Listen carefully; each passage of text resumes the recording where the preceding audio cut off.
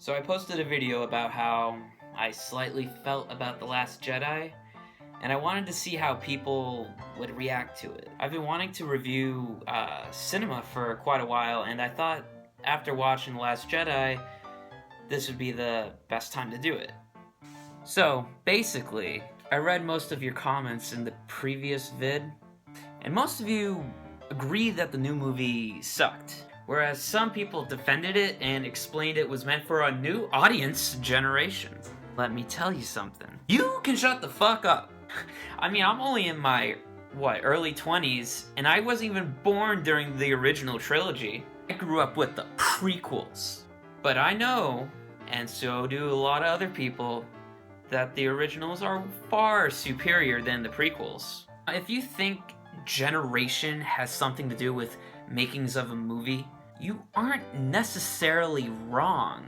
In the case of The Last Jedi, they know that the majority of people that go see a Star Wars flick are the biggest fans of the franchise. Now, what does that mean? That means that we follow the story very close. We know the characters inside and out. And during our free time, we mostly just watch Star Wars theories on YouTube because they help all expand the Star Wars universe. So here are some specifics that made me really hate the movie. I'm sorry, hate's a very strong word. Here are some specifics that made me very abhorred by the movie. Number 1, Luke is a pussy.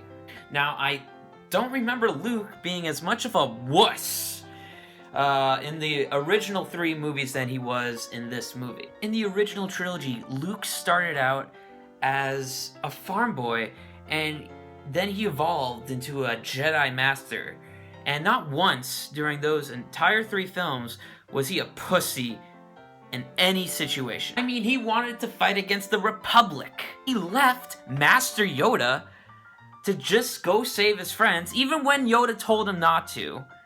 And, that backfired. He convinced Darth Vader that there was still good in him, that Anakin Skywalker was still there. But lo and behold, Last Jedi pussified one of my favorite characters. I mean, in The Force Awakens, we all wondered where Luke was.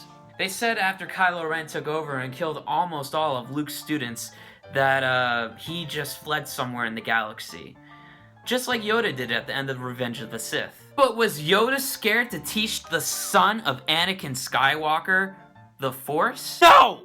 But Luke, Jesus, he almost wets his willies when he senses that Kylo Ren and Rey both possess some great strengths of the Force, and he wants to kill one of them in order to save the world, and he denies teaching the other who wants to save the world. And yeah, he failed Kylo, but Obi-Wan failed Anakin.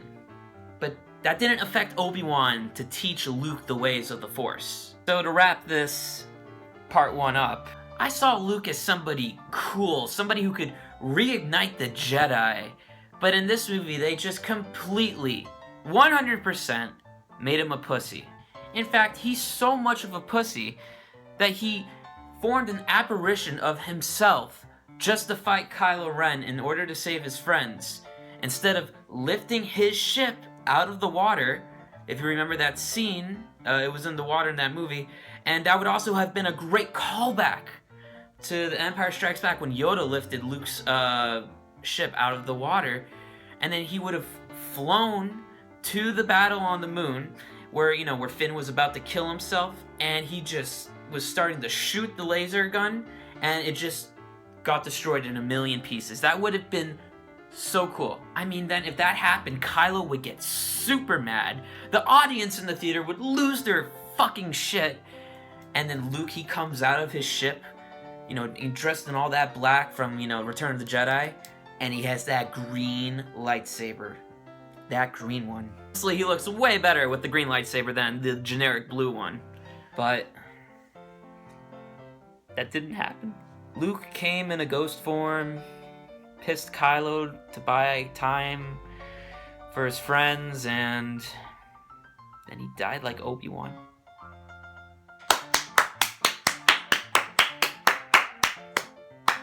Number 2. Too many new characters. Okay, so I have to admit, I actually do like the new cast. I mean, Rey is cool, Poe is cool, Finn is kind of cool, and BB-8 is adorable. However, who the hell is this purple-haired lady, the Asian girl, Rose, and that coder guy? They literally came out of nowhere. Nowhere! I mean, in the original trilogy, Lando Calrissian was kind of, you know, out of nowhere, but Han talked about him a few times before they met him, so you kind of got the gist that, you know, he was somebody they could trust. And if Han liked Lando, I liked him too. So when Leia was out of commission, we all thought that Poe, who was previously demoted a few scenes earlier, but he's very well qualified and he's very well liked by his peers, which would just make it easy enough to make him a temporary leader.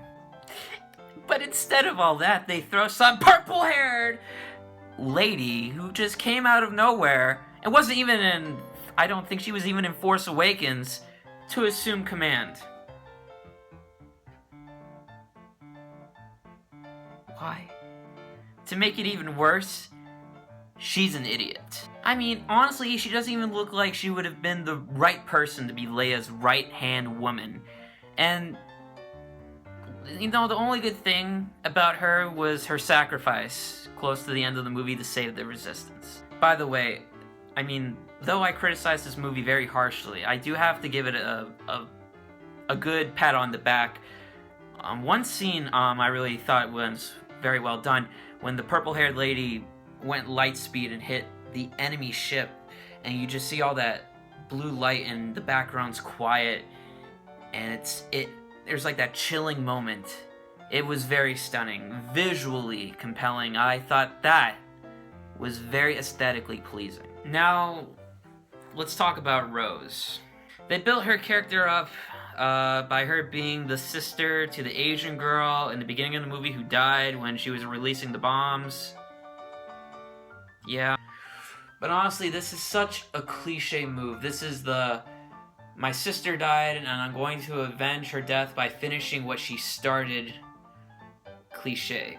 I mean, Rose, to me, was just SJW written all over. The animals, the slaves, the casino, and then that awkward kiss with Finn, which was more like a, you know, a peck than a kiss. He was just an unnecessary character.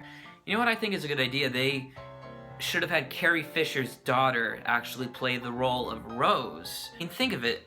I think it would be very polite, very extremely polite for the Star Wars franchise to cast Billie Lourd, who is Carrie Fisher's daughter, to play a role in the Star Wars universe, like a supporting role rather than a side character role. I think it would show great respect toward the loss of Carrie Fisher and keep that family strong in the franchise. If she played Rose, I think the fans would have greatly appreciated it. I mean, she's not a bad actress from what I could see. She's trying to make it in the acting world. You gotta give her a bigger chance. And also, she could probably play Rose way better and far cooler than the one who plays her now.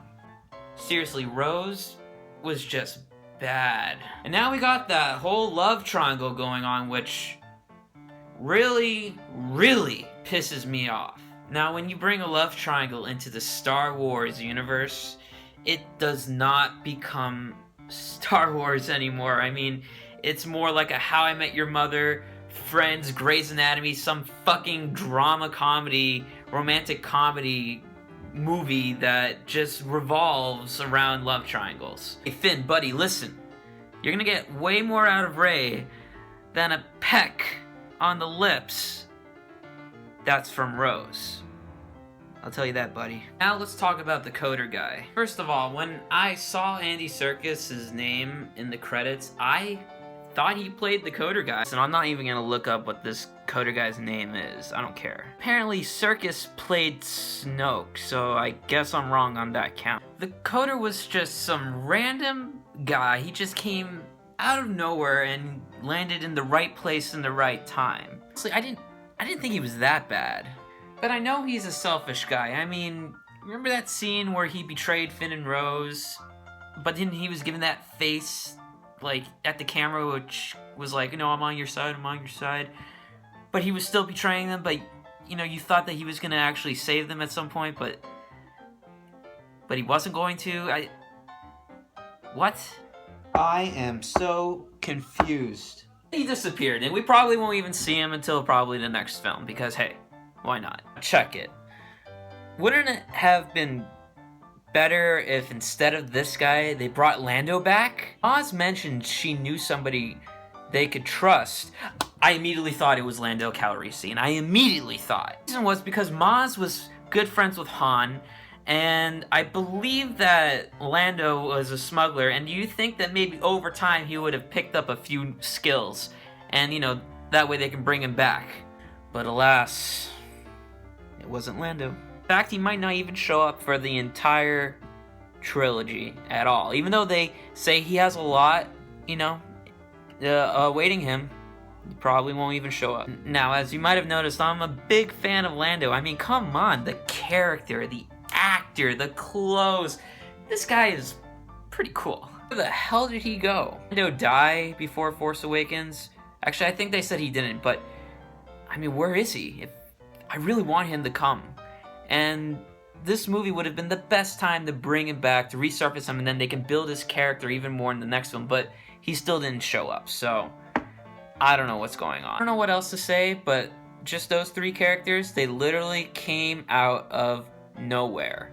Number 3, Snoke is a bitch. And Kylo is even more of a bitch. Okay, let's make this short. Snoke seemed like a complete badass in The Force Awakens, and then we see him in Last Jedi, and then he's cut in half. What the hell was that all about? He was the big bad boss, then he got cut down like a pig, and now we have Kylo Ren, and honestly, Snoke talks so much shit. He's saying he's all omnipotent and stuff like that, and he can foresee everything, but apparently he couldn't foresee his apprentice. I mean, isn't this like Darth Vader versus Sidious all over again, rebelling against him and killing him? He didn't see that. What a fucking letdown. This was literally the biggest fuck you I've ever got from a movie. Seriously, all this time, I was misled. We're thinking Snoke is such a mysterious person. You know, I wonder where he comes from.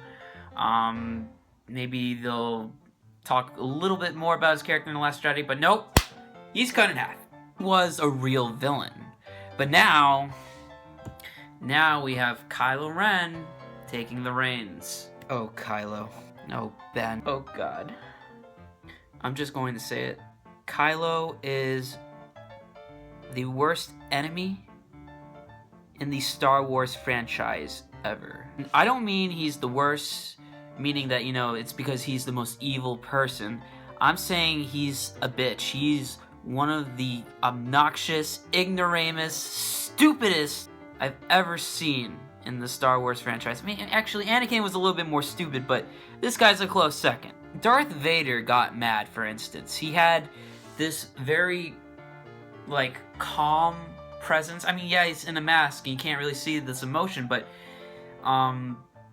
that's what I liked about it, you know, that mysterious look, and then immediately he would chokehold you out of nowhere. And then with Kylo, you basically have him, you know, with his lightsaber, he starts swinging around, destroying the environment around him, and he starts banging his helmet against the elevator, causing property damage. And that's a little too bitchy, if you ask me. Honestly, if he wasn't too busy trying to convince, like, almost everybody he sees to join the dark side, he could probably cut through his enemies very easily. I swear, villains just mostly like to talk and talk rather than walk the walk.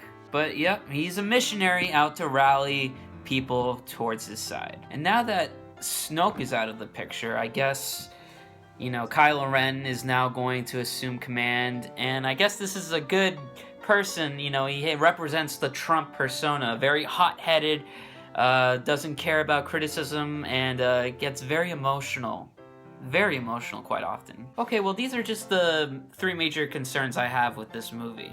I mean, there are small other ones, but these are just the big 3. But I'll tell you this, though.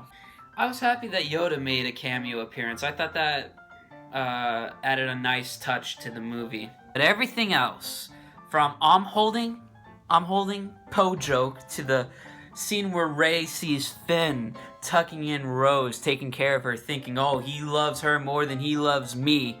This movie was trash. Here's my rating. I'm gonna give it a 2 out of 10.